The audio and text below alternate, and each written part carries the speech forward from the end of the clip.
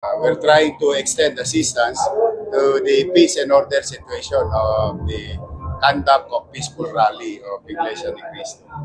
And nag-check ako ng mga nakadeploy nating medical frontliners, the 14 areas that we installed to assist itong mga dadako sa Maynila ng mga kapatid natin. Tapos yung preparation for their overnight stay, if ever there will be spill somewhere, we check our San Andres Sports Complex, Delpan Sports Complex, and the Pitan Sports Complex. Kaysa naman na magkasakit yung mga kapatid nating baka maulanan mamaya, so at least kahit papano may masisilungan sila. Pangalawa, ako, personally, at ang pamahalang lungsod ng Maynila, kasama ang Vice Mayor, ay nakikisa sa panawagan ng kay Eduardo B. Manalo.